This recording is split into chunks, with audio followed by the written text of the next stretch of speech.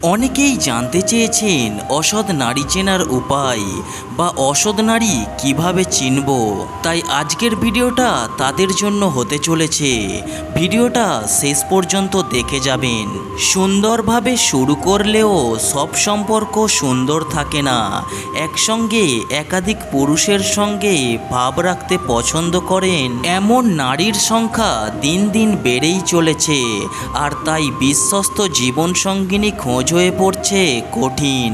সুন্দরভাবে জীবন কাটাতে সৎ ও চরিত্রবান সঙ্গী নির্বাচনের বিকল্প নেই।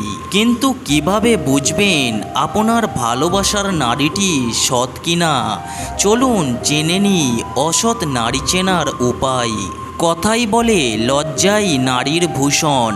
অসৎ নারীকে দেখতে আপাতত ভদ্র মনে হলেও তাদের মধ্যে নির্লজ্জ হাবভাব প্রকাশ পায়। পুরুষের চোখের দিকে তারা এমনভাবে চেয়ে থাকে যেন তারা ভেতরটা পড়ে ফেলেছে। নারীর এমন দৃষ্টি পুরুষের সর্বনাশের কারণ। এমন মেয়ে থেকে সাবধানে থাকবেন। এরা কখনোই পুরোপুরি বিশ্বস্ত হয়ে ওঠে না। যে নারী মাথার চুল নিয়ে নাড়াচাড়া করতে শুরু করে কথা বলার সময়, পুরুষকে বাধ্য করে তার রূপের দিকে নজর দিতে।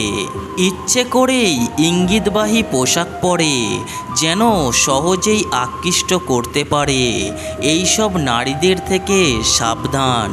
কিছু নারী পুরুষের সঙ্গে প্রথমে বন্ধুত্ব করে, তারপর তার বাড়ির ব্যাপারে খোঁজ নিতে থাকে। যেহেতু এই নারীকে পুরুষ সহজেই বিশ্বাস করে নেয়, নিজের সম্পর্কের সব তথ্য দিয়ে ফেলেন।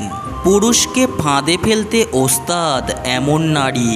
এরা নানানভাবে বিশ্বাস অর্জন করে, ব্ল্যাকমেল করতেও পিছু পা হয় না। এমন অসৎ নারী থেকে দূরে থাকতে হবে। নানান অজুহাতে কথা বলার সুযোগ খোঁজে এমন নারী।